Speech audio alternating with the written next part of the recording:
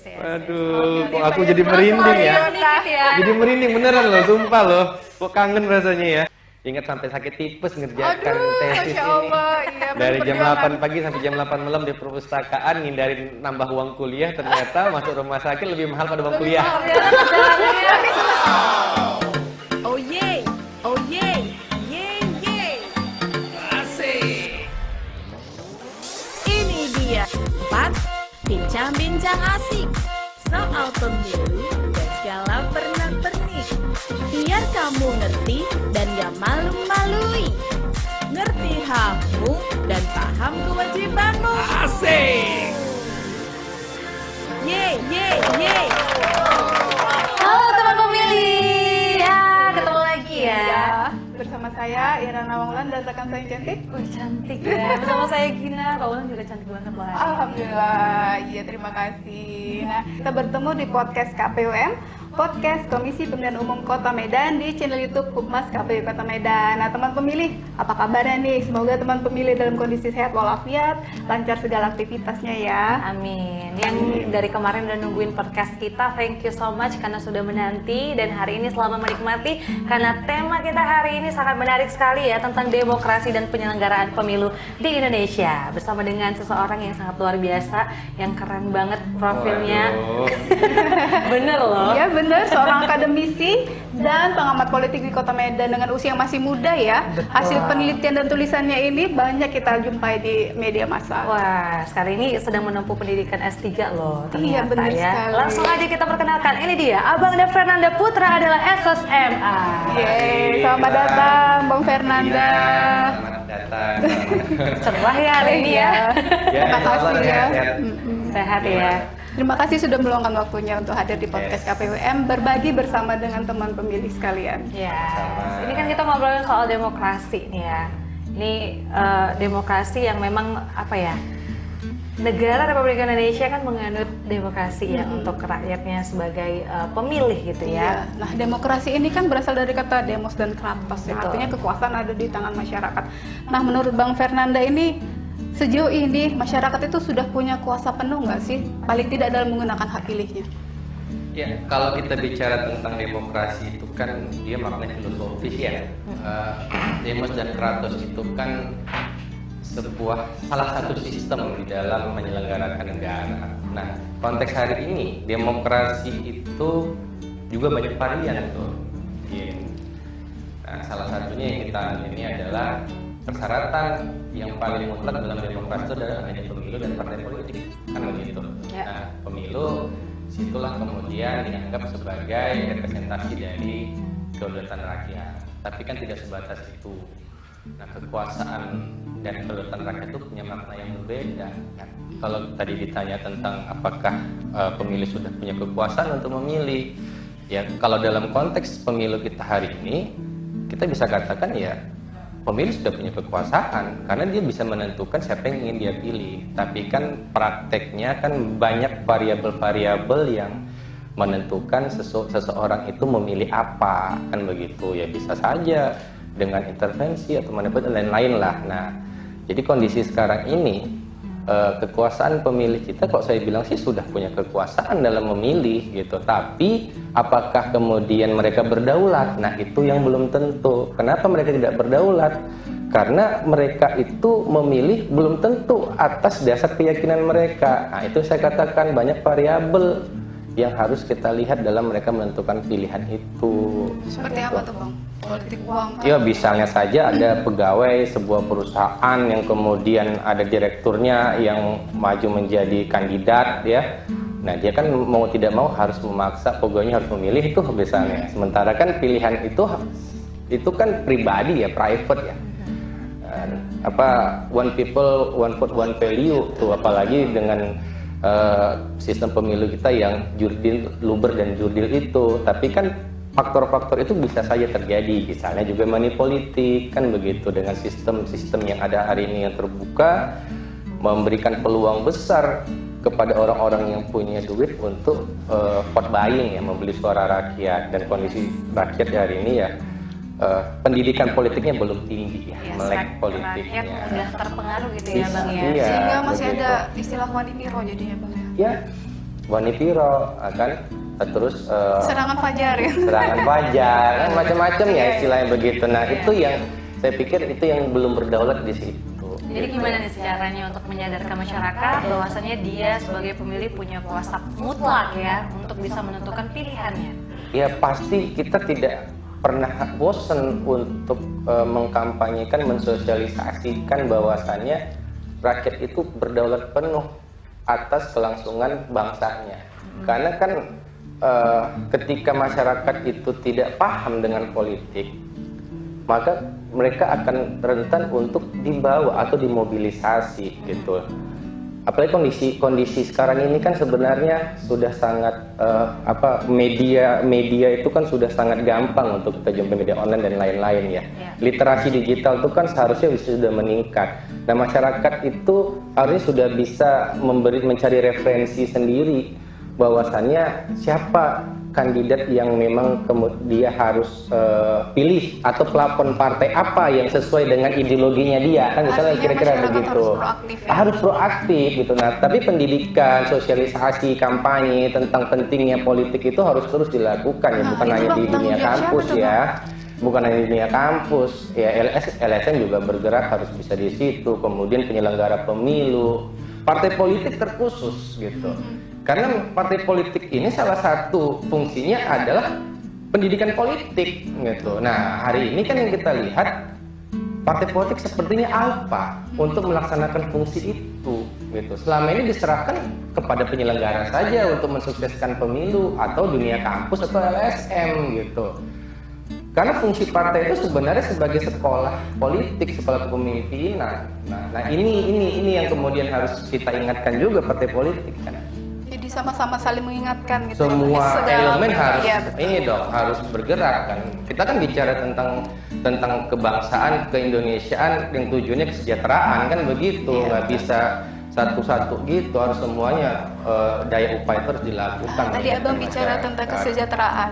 Demokrasi kita ini kan tujuan akhirnya memang untuk kesejahteraan bersama gitu ya, kemaslahatan umum gitu tercapai. Ini sudah tercapai belum sih di Indonesia? Demokrasi kita ini udah on the right track belum? Iya, kita bicara tentang demokrasi, kemudian penyelenggaraan pemilu hari ini. Kalau demokrasinya sudah on the track, tapi dalam pelaksanaan demokrasi itu sendiri yang kita memang harus terus mencari ya, terus mencari itu apa sih yang tepat untuk republik ini gitu.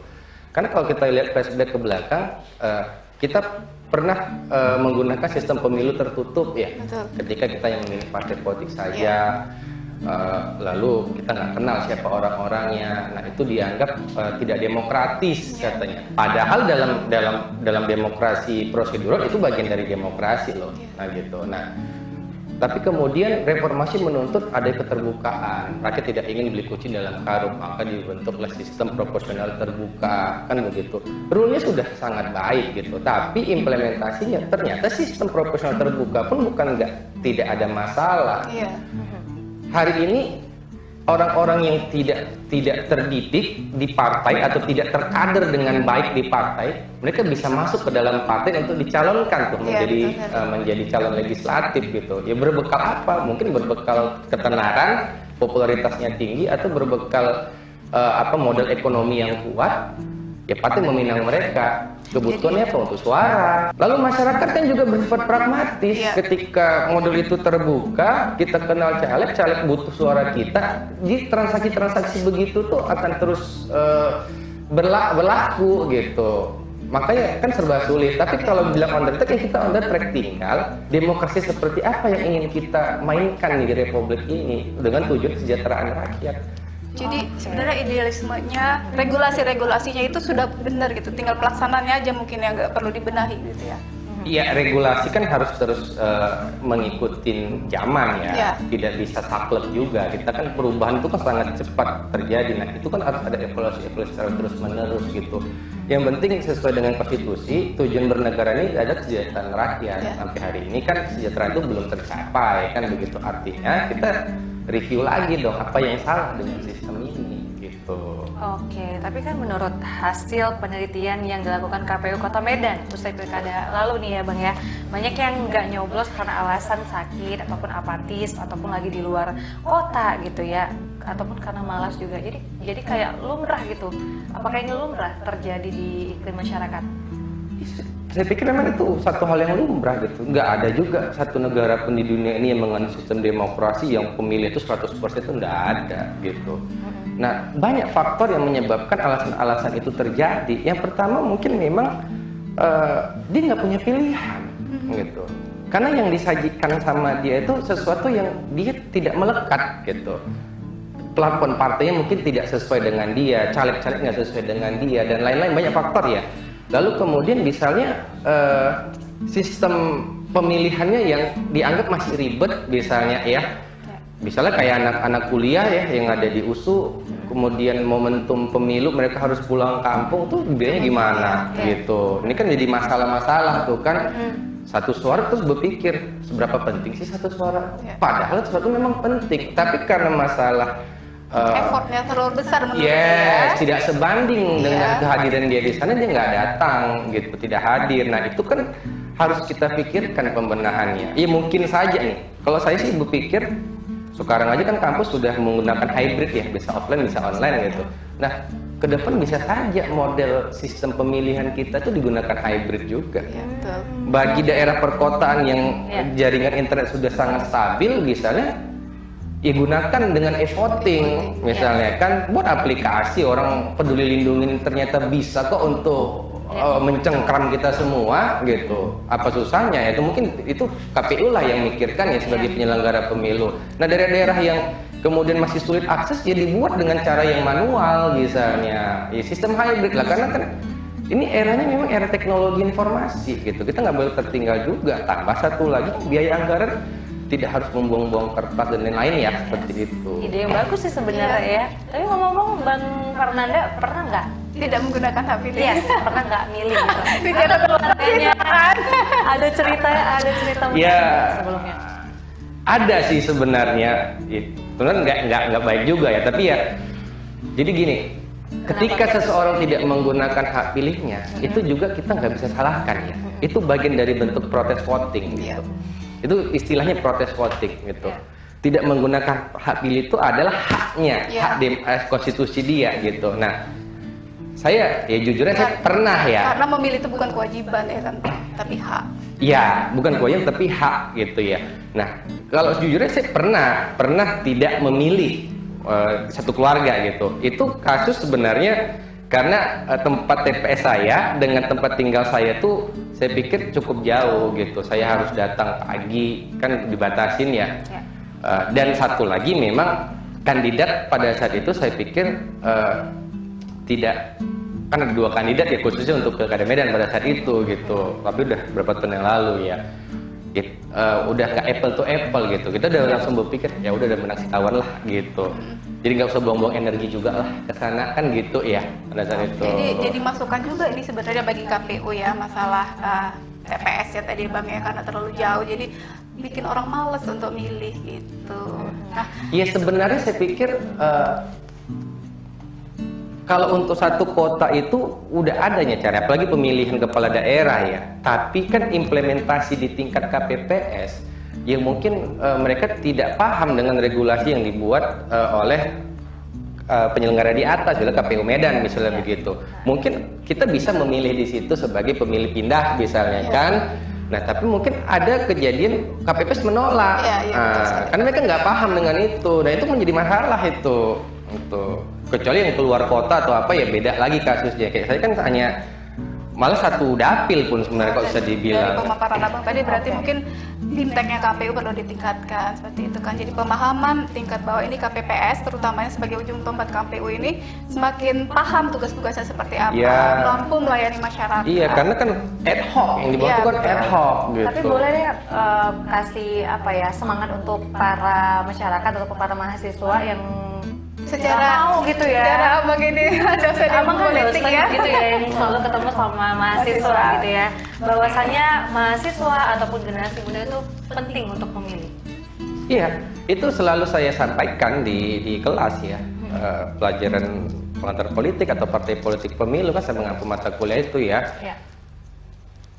Jadi pemilu itu wujud dari demokrasi, wujud dari kedaulatan kalian, kira-kira begitu tuh. Iya. Nah, ketika kan tidak menggunakan hak pilihnya, bayangkan anggaran untuk melaksanakan pemilu itu bersumber dari dana masyarakat, uang rakyat, begitu. Ketika kan tidak memilih, artinya ada pemubaziran, kan tidak menggunakan uang yang kalian sudah bayarkan kepada negara, begitu. Nah, itu kan harus terus-menerus kita lakukan, termasuk juga tentang vote buying. Kalau kampanyenya tolak money politik, itu nggak mempan gitu. Ya kita sadarkan, ambil saja duitnya, jangan pilih orangnya. Kan begitu. Siapa yang tahu di dalam TPS itu milih atau enggak ya? Sayang kan nggak diambil. Tapi ketika kita ngambil, kita tahu begitulah kualitas si caleg atau si kandidat itu, jangan sampai dipilih. Oke. Nah, saat ini kan KPU sudah memasuki tahapan pemilihan ataupun pemilu serentak tahun 2024 ya. Tantangan seperti apa yang akan dihadapi oleh KPU? Boleh deh 3 yang menurut Bang Fernanda ini menjadi paling krusial. Banyak sebenarnya saya pikir tantangan yang dihadapi KPU, apalagi pemilu kita ini ya serentak ya. Untuk pertama kalinya, lalu kemudian juga kita juga masih di era COVID, kita nggak tahu mudah-mudahan nggak naik ya. Kalau naik lagi, apalagi ini ribet lagi ya. Iya. Nah, Februari kita melaksanakan pemilu nasional, di November kita melaksanakan pilkada. Artinya ini kan tugas kerja keras penyelenggara ini kan nggak berhenti. Iya, karena berimpitan tahapan itu ya. Nah, masalah-masalah yang lazim dihadapi itu kan khususnya itu masalah daftar pemilih. Ya. Daftar pemilih itu memang saya juga pribadi agak sulit mengurainya gitu. Gimana bisa tepat gitu ya? Karena sampai hari H nanti selalu akan ada perubahan dia mobilitas itu. Nah itu yang harus disiasatin benar gitu. Walaupun nggak salah saya tiap 3 bulan nih KPU itu mengupdate data pemilih ya. Sebulan sekali ya. Namanya gitu. daftar pemilih berkelanjutan. Nah bayangkan untuk daerah kota mungkin agak bisa untuk dihandle, tapi bagaimana dari kabupaten gitu yang luar biasa sulitnya gitu. Nah, masalah problem kedua itu ya masalah di hari pemungutan, penghitungan suara, misalnya itu khususnya kan itu yang paling menentukan ya. Situ kan juga sering terjadi konflik, itu masalah. Makanya ya oke lah KPU punya Sirekap gitu kan, tapi kan sampai sekarang belum dijadikan alat ukur untuk menentukan, hanya sebagai apa saja alat bantu gitu ya. Nah, itu juga menjadi tantangan untuk ke depan. Yang ketiga masalah SDM, itu yang penting. Nah misalnya kemarin kan pemilu kemarin kan ada berapa 800 KPPS yang meninggal misalnya ya. Nah di luar dari itu seperti saya katakan, mereka ini kan ad hoc di tingkat bawah itu. Seberapa paham pengetahuan mereka terhadap undang-undang atau regulasi tentang pemilu, PKPU, undang-undangnya, PKPU-nya, sampai juknisnya gitu. Nah itu yang harus benar-benar dikuatkan gitu. Tambah lagi memang generasi-generasi muda itu agak enggan kan untuk menjadi terlibat aktif di penyelenggaraan gitu. Rata-rata kan KPPS itu berumur 40 tahun ke atas ya, yang mungkin ya perangkat desa, perangkat kelurahan itu macam-macam ya. Ya saya pikir KPU udah bisa untuk mensortir itulah. Jadi ketika membentuk KPPS nanti anak-anak muda itu yang diprioritaskan menjadi KPPS. Kenapa? Yang pertama saya pikir anak muda itu punya tingkat literasi digital yang lebih tinggi daripada yang generasi tua ya. Nah KPU membutuhkan sosialisasi masif ini untuk partisipasi pemilih yang tinggi, bisa digunakan mereka untuk itu melalui media sosial mereka gitu. Nah yang lain-lain banyak sih sebenarnya, tapi 3 ya mintanya. Ya udah 3 aja. Udah 3 aja ya Bang ya. Ini nggak terasa waktunya udah lewat ternyata ya. Ini cepet ya. Udah gitu ya. Tapi kan ada sesuatu Bang. Mystery box ya Kak Gina. Aduh, apa itu? Ini? Ada surprise lah, kejutan. Kayaknya sesuatu yang mungkin relate sama Abang. Pasti kayaknya nggak TV ini ya. Radio. Bukan. Ini diapain? Silakan dibuka. Oke, boleh dibuka ya. Kak Abang lihat isinya apa. Baca doa dulu nggak? Nggak ular kan? Bismillah. Uang tunai kayaknya. 100 juta. Itu diapain nih? Silakan dikeluarkan. Oh gitu. Bisa cerita nggak Bang? Relate nggak sesuatu? Baju apa sih nih? Relate Ini nggak? kayak alma mater gitu ya. Ayo, apa nih? Oh, keren. Ya Allah. Iya, Bang. Terima kasih banget, Lan. Banyak di UGM. Gila. Ilan, thank you, Lan. S1 di USUP, S2 di Oke, UGM, S2 S3 di Unpad. Luar biasa kan, Kak? Iya, iya, yes. Aduh, kok aku jadi merinding ya. Sedikit ya. Jadi merinding beneran loh, sumpah loh. Kok kangen rasanya ya. Iya. Berapa lama kamu ada di Jogja, Bang? 2 tahun. 2 tahun. On schedule. Iya, harus schedule karena kayaknya berat tuh, Lan. Banyak kenangan pasti ya, Bang? Banyak, pasti Iya, banyak. Malioboro pasti nggak lepas setiap Banyak, seminggu ya. sekali ya. Iya. Tunggu tinggal di perempatan Kentungan ya. Tapi nggak tahu ya, kayaknya Udah memang banyak berubah kayak tapi UGM banyak, Bang, banyak, Balai banyak. Runga aja berubah Iya, gelombang masih benar. sudah. Jalan lah, termasuk jalan itu kayaknya Iya. udah makin macet juga lah. Tapi ya ingat sampai sakit tipes ngerjakan Aduh, tesis Masya ini. Allah, iya. Dari jam perjuangan. 8 pagi sampai jam 8 malam di perpustakaan ngindarin nambah uang kuliah, ternyata masuk rumah sakit lebih mahal pada uang kuliah. Ternyata perjalanannya, Tapi selesai kan, Bang? ternyata perjalanannya punya On time. cerita gitu ya. Iya, betul. Oke, kalau gitu terima kasih Bang Fernanda Makasih, sudah sharing sama Dina. kita. Ini Ya. mudah-mudahan semua masyarakat, seluruh lapisan masyarakat melaksanakan ataupun menggunakan hak pilihnya ya. Ya, jangan lupa teman-teman juga subscribe dan like and share YouTube channel KPU Kota Medan. Follow juga akun media sosial kami yang lain di Twitter, Instagram, dan Facebook. Oke, kalau gitu nanti kita lanjutin lagi obrolan kita ya. Ya, thank you, thank you. Makasih Thank you so much. banget. Thank you so much. Terima kasih. Terima kasih. Bye bye. Assalamualaikum warahmatullahi wabarakatuh. Asik, asik, asik. Ini podcast KPUM bukan kaleng-kaleng. Mau tanya apa saja, boleh, boleh, boleh. Jangan lupa subscribe, nanti rugi sendiri. Klik loncengnya, dapat info terkini.